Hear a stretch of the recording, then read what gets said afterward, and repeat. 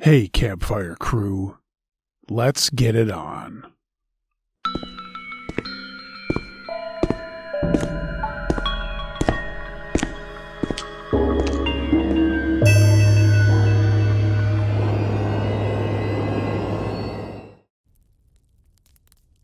Saw Your Dad Yesterday by Fritzu. Back when I was 12, I went to a private school, and I needed to take a long walk to my apartment since the school was a bit far from the city center. This was in Zagreb, Croatia, so I had a lot of public transport options to get to my home.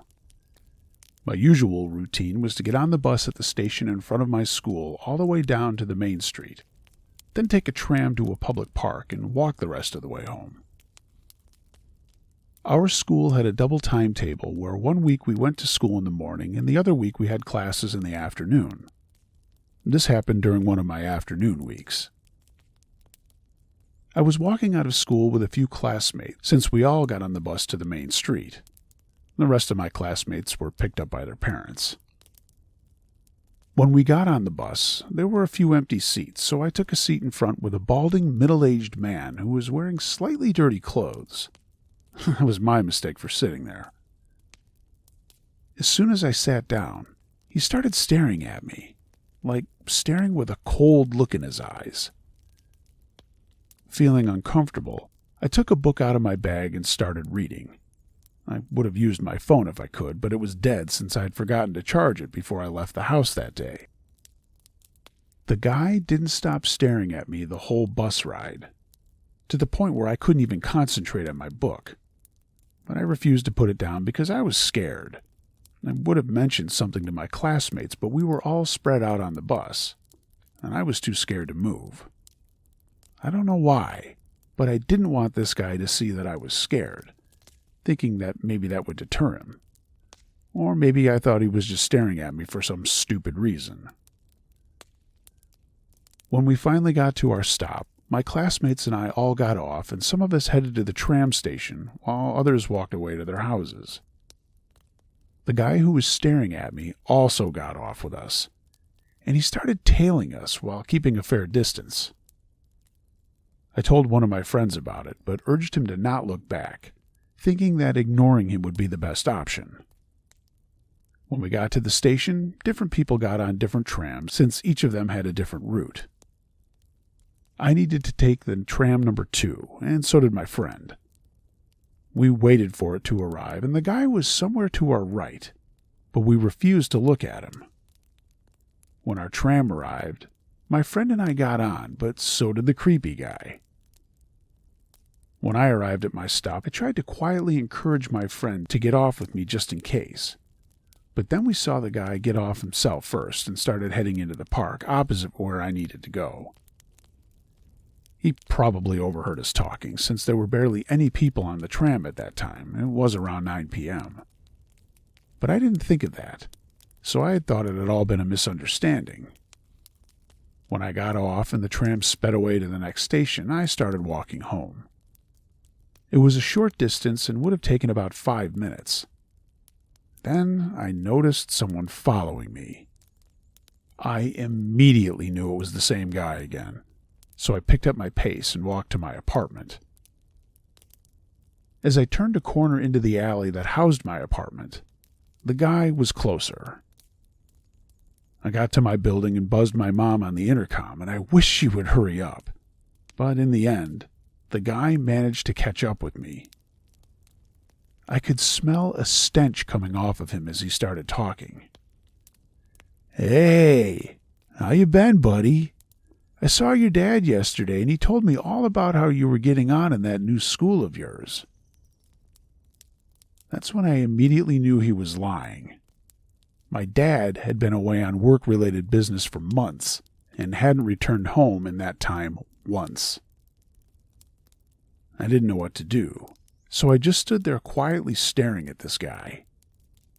Just then, the door buzzed and unlocked, so I bolted for it. I managed to rush in and started running up the stairs, but this guy was right behind me, also running. Never in my life have I felt such an adrenaline rush as I was running up those stairs to the 3rd floor, and I had a backpack with books weighing me down, so I had a disadvantage. I finally got to our door where my mom was happily waiting for me. With no warning, I shoved her away from the door as I entered before slamming the door shut. Unfortunately, the guy had enough common sense not to continue chasing after me. I told my mom what had happened, and she called the police. They arrived sometime later, questioning me on how the guy looked and what exactly happened. In the end, they looked at the camera footage in my building, but since it was so dark out and I didn't turn on the indoor building lights as I entered, they weren't able to get a clear view of his face. For 2 weeks, I was too scared to go home alone, so my mom picked me up every time until 2 weeks later, when on the news, we saw a story about how a man was arrested for attempted kidnapping and raping children. The face they showed on TV was the exact one I saw that night. So I finally breathed a sigh of relief, knowing that I was safer then. But that didn't excuse the fact that I was careless with not charging my phone. And I reminded myself there were still many bad people out there. Everyone, please stay safe out there. And to the person who I met, if you ever get released for some ungodly reason, I hope I never see your face again.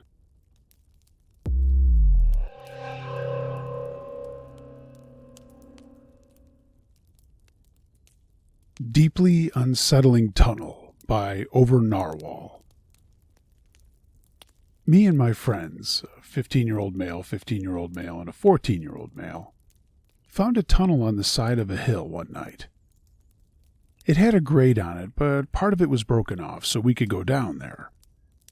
We decided to explore it, and it definitely wasn't a tunnel for storm water or sewage, as it was square, about 5 by 5 feet. All three of us dropped down into it and started walking forward, and there was some graffiti at the start. But at about 100 feet in, there was none whatsoever, which in hindsight was extremely unsettling. We had brought some powerful flashlights, but we were still barely able to see past 15 feet in front of us. On the way in, we heard some metallic clangs in the distance, but we decided it was just a car running over a manhole. The first long stretch was about a 200 to 300 foot straight shot, made entirely of cement. Then there was a right-hand turn, and we saw the ceiling changed from cement to sheet metal, with screws poking out in it. There was another roughly 150 to 200 feet of tunnel before a left-hand turn. Once we made that turn, we saw, after about another 100 or 150 feet of tunnel, that it opened up into a room. One thing to note was that the tunnels were pretty much perfectly clean despite being unlit and seemingly unattended. There was no dust, mold, trash, dirt, or any crap whatsoever. In hindsight, that was also disturbing. We made it to the room and we noticed there was a manhole on the top, some stairs going up, an oval opening that led off to an area full of leaves, and more of the square tunnel straight ahead. And finally, a dead raccoon on the floor. The raccoon seemed perfectly fine aside from it being scalped. A stretch of fur on top of the skull was completely gone, and you could see the bone from the skull. Weirdly enough, there was absolutely no blood. It wasn't rotting either, suggesting it had been recently killed. Once again, that was an unnerving sight. We ignored it and continued down the square tunnel. We saw a very small patch of light that was about 400 or 500 feet away, and decided to head towards that. However, the tunnel seemed to be getting slightly smaller. It was roughly now about 4.5 feet high, but still that same 5 feet wide. As we continued, it kept on narrowing. There was another drop down of about 100 feet before the exit, but nothing unusual there. Towards the last 50 feet of the tunnel was about 4 feet high and still 5 feet wide, and we noticed yet another dead raccoon. Once again, in perfect condition, not rotten at all, and very recently killed. When we finally popped out, we were right next to one of the gas stations in my neighborhood. We gave each other high fives and took a minute to reset because our backs were killing us due to all the crouching. And then we went into the gas station to get some food. As we walked back to my house, we started talking about the raccoons and how weird that was. That's when we realized how unbelievably clean the tunnel was, and the strange lack of graffiti. We also talked about the metal clanging that we heard at the start that we thought was a car going over a manhole. But from what I heard, the tunnel never went under a road, and we never heard it again once we entered. We were all confused and feeling a little unsettled because of how wrong everything just felt. It was too clean, and the design wasn't normal by any means. There should have been graffiti or something in there, but it was spotless. Also, the raccoons concerned me to say the least. What killed them, and why would it have just left them there? I mean, what kind of tunnel was that? I've looked online and I can't find anything. If people are interested, I can share where the tunnel starts and ends on Google Maps, and hopefully I can get some answers on what it is and why it is the way it is.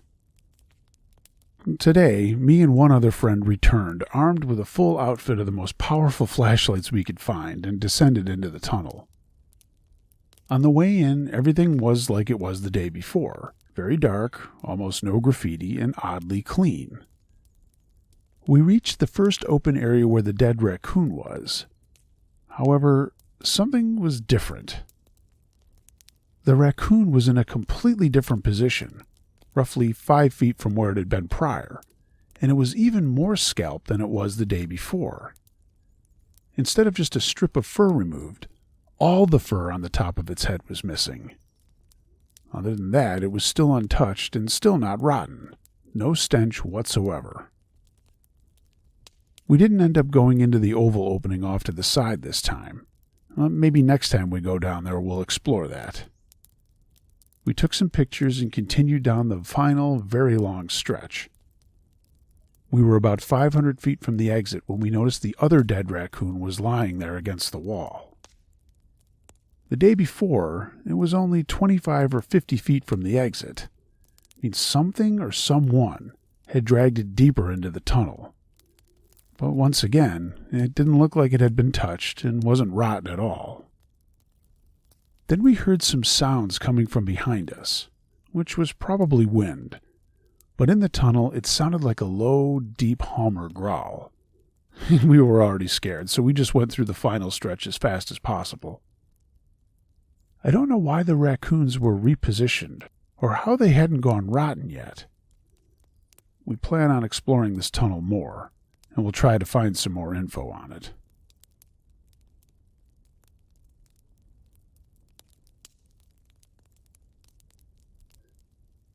Uncle Josh note, yes, the old tunnel traveling. We have a tunnel that's still there in my hometown, not too far from where I am right now. We called it Dead Man's Cave, and it ran underneath a cemetery of St. Mary's Church in Lancaster, New York. I have seen some pictures of the entrance to it that has now been gated off. Doesn't look like anybody can get in there anymore, but when we were kids, man, we went in there all the time, and that was freaky as hell. Loved sharing this story, just having the memories of me being back in Dead Man's Cave.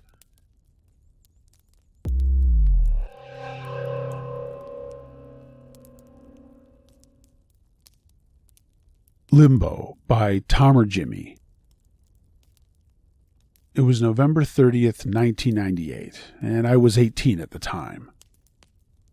Winter nights were getting chillier, and on that same day, in the evening, my aunt died. She was an osteoarthritis patient, and she'd been a patient from her younger ages. In 1998, she was in her 60s. On the same night of her death, while we did last rites, I felt something was not correct while sleeping. It was around 1:05 a.m., and I felt like my body was like triple my actual weight. I became afraid and ran out of my bedroom to the living room. My parents ran towards me. They gave me a glass of water and an equilibrium tablet, which helped me to relax a little bit. But something in my mind told me that there was something paranormal happening with me. Earlier, my parents thought it might be due to my fear of seeing someone dead, but this feeling happened to me every consecutive night at the same time. After 3 days, my father took me to a priest in the mosque. He listened to all the details and then gave me some thread to wear on my neck for safety. After wearing that, my problem seemed to be solved, but it only helped for a few days, after which my health started getting worse day after day. I started getting dizzy attacks. My head seemed to be floating and I wasn't able to concentrate. I felt like I had some eyesight issues, but my eyes were fine. Sometimes I had gastric issues, headaches, and heart palpitations. I even went to a professional cardiologist. He had me undergo full body tests, ECGs, BP monitoring, asked me to make changes in my diet, and everything turned out to be absolutely normal. He told my father there was nothing to worry about, that I just needed to relax. Anyway, the doctor also mentioned I needed to be seeing more of my friends. So I started going out with them more, spending more time with them, enjoying roaming in the streets. But at night, the same strange things happened to me. Even my parents weren't willing to listen to me, as they were satisfied with what the doctor said. But deep down, I knew that somehow I was in trouble. Things went on in a similar way for a while, and every night I started feeling insecure after 7 p.m. I felt like someone was trying to hold on to me, and I felt a pinch on my heart. I was scared, but I didn't tell anybody, as I figured no one would believe me anymore. It was my final year, and my physics exam came up in '99. I felt I was well prepared, but when I started writing my exam, I felt that same pinch near my heart. Palpitations started. I felt like I was going to die. I stopped working and asked help from the instructor, but she thought that I was just making up excuses because I was unprepared. I waited an hour, and then I felt some relaxation and completed the rest of the 3-hour exam with shivering hands and really bad handwriting. It was awful. I had to notice that similar incidents also happened while I was taking my other exams. After those were finally over, 2 months of my long summer vacation started. I used to take my bike out and move around in the local markets, but I just felt like something had captured my mind, like something was rattling around in there. I wasn't sure what was happening to me. That's when the horrible nightmares started. They were so terrible, I became afraid of going to sleep at night, so I used to just sleep during the early morning, after I had heard the birds start chirping. I realized that when sunlight came, I started to feel some relaxation, like some evil spirit was trying to harm me in the night, but then became powerless in sunlight. But every night, around 7 p.m., it looked like there was no God for me. I started thinking about why this was all happening to me. And soon I realized that I had harassed my aunt a lot when she was alive. I used to hit her, make fun of her, throw water on her in the winter. I kicked her, I pushed her without any reason. I was a total ass.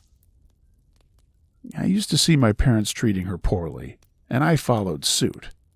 I mean, she was always normal to me. But still, I always did that bad stuff to her. Oftentimes after I did those things, I cried a lot. I cried from the bottom of my heart. I prayed to God to forgive me, and I cried daily begging her pardon. And it continued, and I realized I felt a little more relaxed after crying, like a heavy heart turned lighter. But that only lasted for a short span of time. Soon, I started feeling that something really bad was going to happen to me. I tried talking to my parents, but again they ignored me. Then, in June of 1999, Saturday the 13th to be specific, that afternoon, it felt like something like a shadow started following me. Every time I tried to look back for it, it was too fast and got out of my vision. But then I started to feel like my teeth were getting sharper, and my tongue was getting bitten underneath.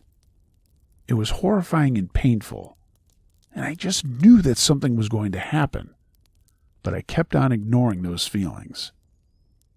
I started checking my heart rate more often, and it was always high, and every time I would get more scared, my BP would go higher.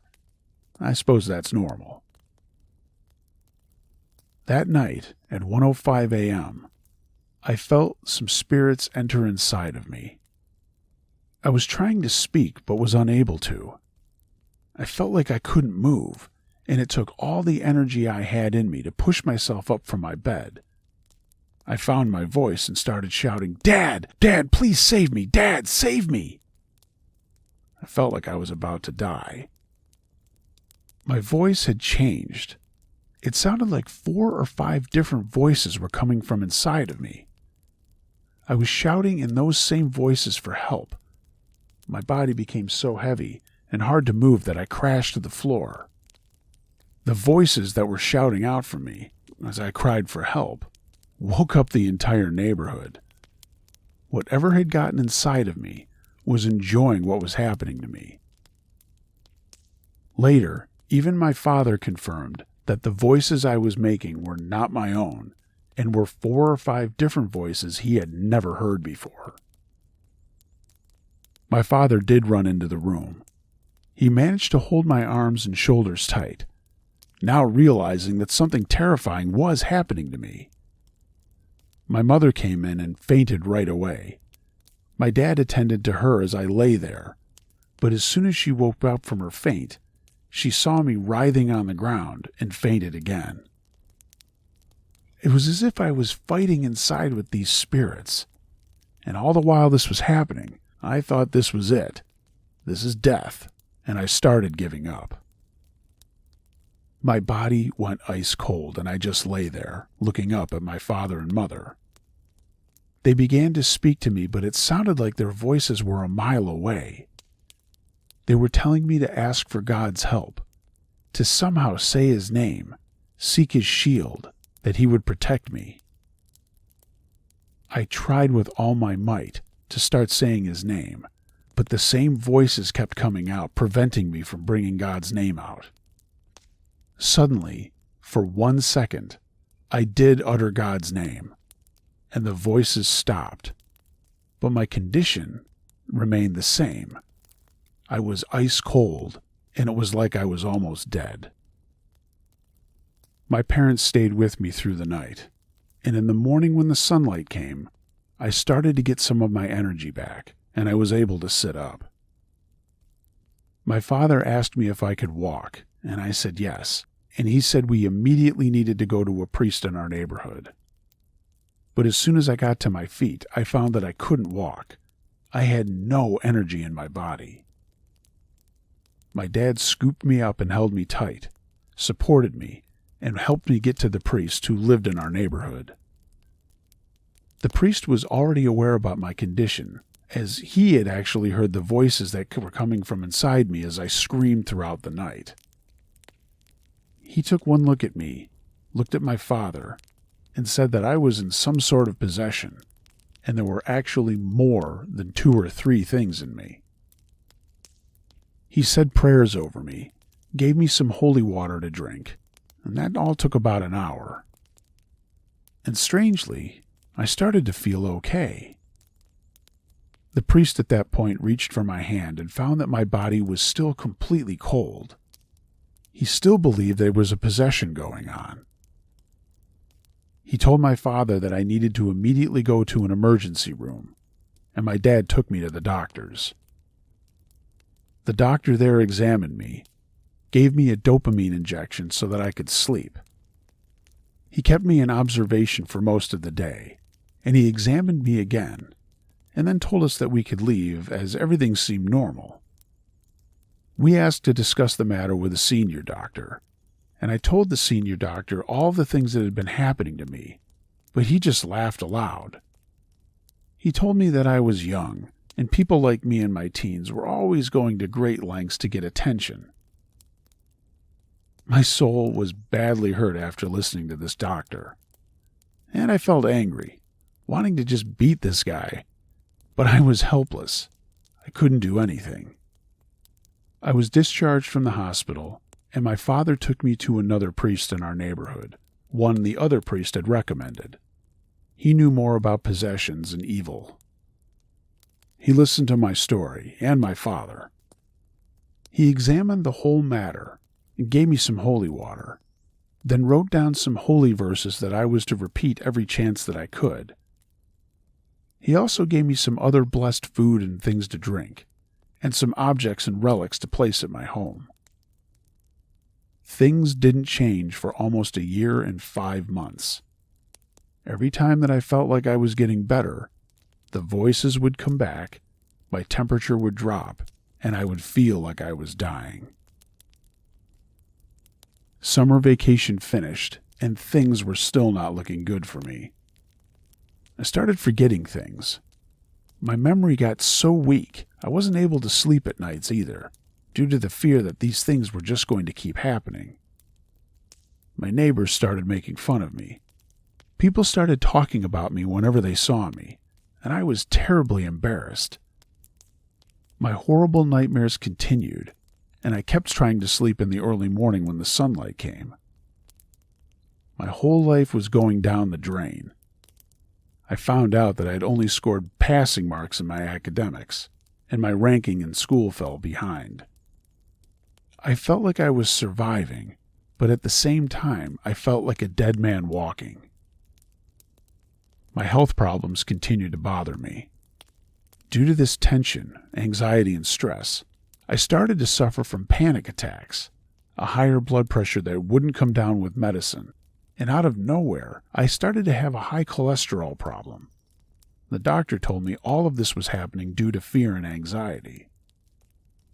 He put me on some medications, and as I mentioned, it took another 1.5 years for me to get normal again, for my BP to go normal, and my cholesterol to get under control.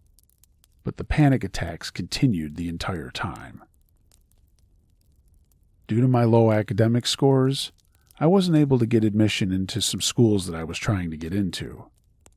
In order to reach up to that level, I had to reappear in my exams and complete my year that was gutted.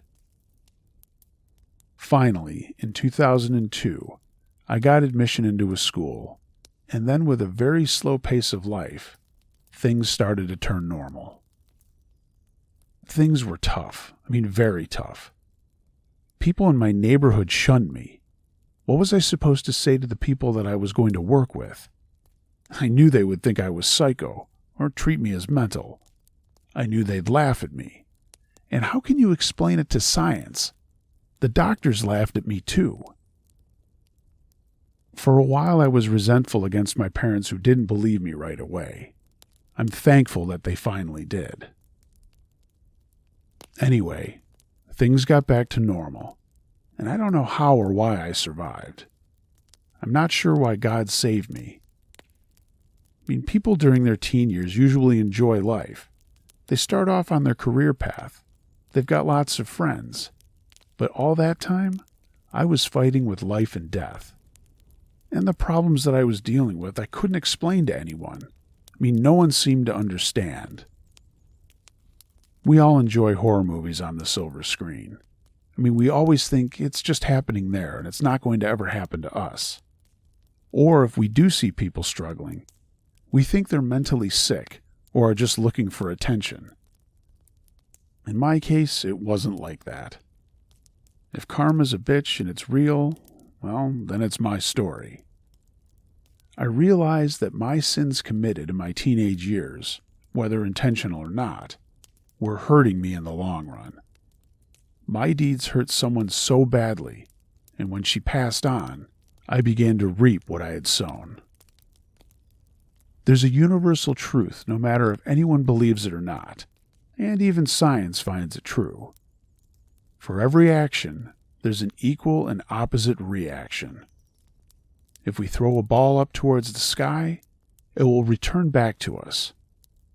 And in life, if we're doing harm to something or someone against nature, sooner or later, it will come back to bite us. I think that's what the holy books also say. So shall you sow, so shall you reap.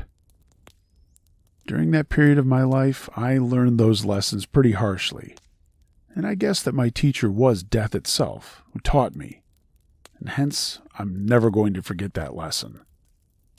I am as loving as I can be to my family, my friends, the people I work with too.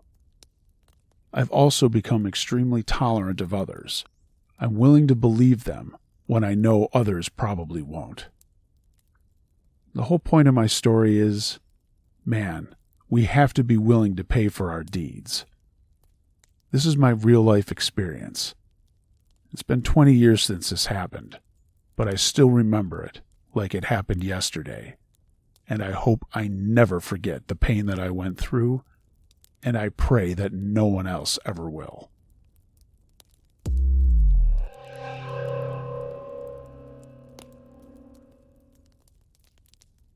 Hard to Believe, but a True Story by Ghost.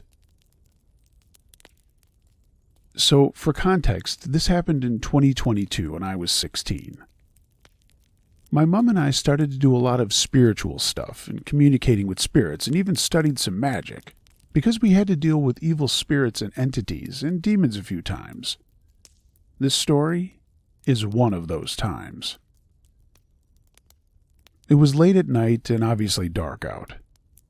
It was around 9 p.m. and I'd had some friends over, one of which was interested in the spiritual stuff. For the sake of the story, her name will be Ashley. The others are Jack and John. Not their real names. Hey, safety. For a few days, I'd been teaching Ashley how to communicate with a spirit through a pendulum. And on this night, she was really wanting to communicate with them that way. So we all decided to walk down to the park in our town.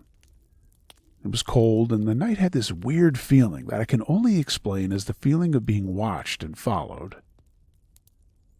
That feeling followed us to the park, and once we reached it, we all sat down on the grass and we used our lights on our phones to see what we were doing. Ashley started to use the pendulum. Not sure if anyone knows, but how it works is you only ask yes and no questions. So I had more experience than my friends in this stuff, and I could in a way sense and feel a spirit in what they're saying, sort of like a medium. To our right there was a tree, and I kept getting a vision well more like a memory of a child hanging themselves on that tree, and I told my friends that. So Ashley asked the pendulum if the person we were talking to was a child, and the answer was yes. That gave me chills, and subconsciously I was focusing more on the spirit child. I could tell he had a connection to this feeling of being watched and followed. Ashley then asked if what I saw was true, and the answer was yes. Then I asked Ashley to ask the pendulum if there was a negative spirit around. So she asked, and the answer was yes. At that moment, I felt my instincts telling me to get everyone out of there, and I felt myself getting defensive. So I looked around, and in the darkness of the night, I felt like we were being surrounded, and the energy that was there was demonic. So I told Ashley to ask if there were demons about. She asked. The answer was yes. That's when my friend John got a phone call from his dad, and he needed to go home and was going to get picked up. So we all walked over to the road and sat on a bench and just talked normally. But I could still feel the danger in the dark, and that spirit child staying nearby us. I used what I learned and talked with the spirit child without the pendulum, and he told me that the child killed themselves in the old school that I used to go to, and killed themselves because of the voices of the demons. He did the same. This made me very angry and sad, and I wanted to do a spell to banish the demons out of the physical realm. John's dad arrived, and we said goodbye to John. Once he left, Jack started to feel like something was clawing at his back, and Ashley checked. He had scratch marks. That's when Jack started to feel really uncomfortable, like something was trying to get into his head. So I did a protection spell on us, but mainly on him to keep him safe. Once that was done, I told Ashley what I had found out and asked her to ask the pendulum if it was true. And the answer was yes. This gave us all the creeps. Now, I'm not sure how to explain this next part, so bear with me. There's a church in town, and it was close by, like a 5 or 10 minute walk. And I felt drawn to it, so we started walking over there. It was about 10 p.m. at that point, and it couldn't get any darker. And our eyes would have adjusted to the dark, but the closer we got to the church, the darker our surroundings got, and the darkness was closing in on us. I pointed it out to Jack and Ashley, and they agreed that it was happening, and they also had that feeling of us being surrounded. We were walking towards the church, and it was darker than it should have been, and the darkness was closing in, but the closer we got to the church, the bells of the church started to go off, and we thought, what the fuck? It was 10 p.m. And this is where it gets weird. If we stopped walking, the bells stopped ringing, and if we kept walking, the bells got louder. We were getting increasingly creeped out and nervous. Once we reached the church, the bells completely stopped. At that point, Ashley got her camera out and started to take pictures, but she started to feel things like I did, where she could sense and feel and see spirits, and a spirit lurking a gravesite that used to be part of a pedophile group centuries ago. It made Ashley furious, and she asked me to do a spell or anything to send that pedophile somewhere painful. So I did. Moving forward a bit, after that, things got a bit foggy for me. I think we spent like 30 minutes in that graveyard until we all agreed to head back to my house. We left, and we started to walk to the park behind my house, and Ashley kept taking pictures of things, and she kept catching creepy shit on her camera. Even a face at one point that wasn't a human face, and a claw grabbing a tree. She later sent me these photos. But at that time, that's when I got fed up, and I got Jack and Ashley to sit in a circle and draw a symbol in the dirt. The symbol doesn't represent anything evil, it's actually the symbol of magic. And we all sat around the symbol in the dirt, and I told them that we needed to hold hands, and they needed to close their eyes and to not let go, and to not open their eyes until I told them to. They did just that, and I started to do a banishing spell on these demons or entities or whatever they were that had been hurting children in our town for decades, because they were now targeting us. And as I did things, they started to get more aggressive, and we all felt them touching us, and Jack felt the clawing on his back again. But once the spell was said and done, they were gone. I told everyone that they could let go and open their eyes, and Ashley took another picture, and on photo she caught a light entity that had wings and everything, right next to Jack. We just assumed it was an angel protecting him.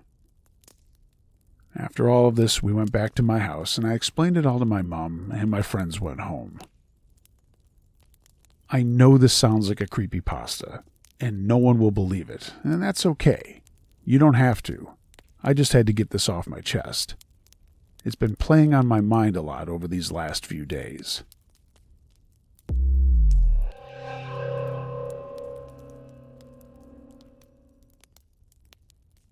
The Stranger in the Van by Here for Nothing. At the time this encounter occurred, I was 19 years old. I'm a female. I just closed the store I was working at with another coworker. They drove home, and since I lived just up the street, I thought I was safe to walk home alone. I mean, after all, it was just a 2-minute walk to my apartment.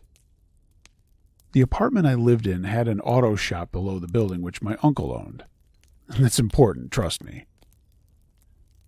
It was around 9:30 at night, so it was pretty dark out, and the roads were empty.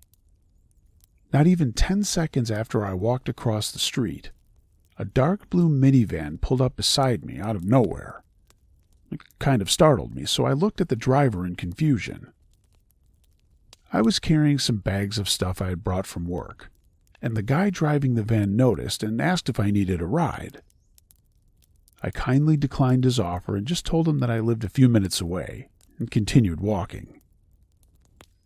But the guy started slowly following me and continued, "Are you sure you don't need a ride? I don't mind." He asked, and again I declined, and continued to keep walking. But he was persistent. This started to creep me out, so I started walking faster and ignored him as he repeatedly said things like, "Come on, get in my car. Come on, get in the car. Get in the car. Come on, get in." I was afraid to run inside the apartment because I really didn't want this creep to know where I lived. So I planned on just looping back around the building to lose him. Thankfully, that's when I noticed the auto shop's lights were on, and the garage door was open. My uncle was working late in the shop, so I walked towards the open garage, and the van sped off in a hurry, as soon as they were about to pass by the open garage door. I told my uncle what had just happened, and then waited a few minutes before walking back out to go into my apartment. I locked all my doors and windows and stayed in the living room until my dad came home from our cousin's house. Thankfully, I never saw that van again. I did buy some pepper spray after the incident, and I usually always had my weighted pocket knife on me. But I had actually left it home that day after using it to cut some strings for some crafts that I'd been working on. Anyway, to everyone, even if you only have to walk 2 minutes to get to your destination, even if you think you're safe, please treat it like it's a 20-minute walk home at night in a really sketchy town. Always be on high guard and continue with caution when going anywhere alone. If you don't feel safe walking alone and you have anyone like friends or family that you know you can trust that wouldn't mind giving you a ride or even tagging along with you, don't be afraid to ask, because it might just save your life.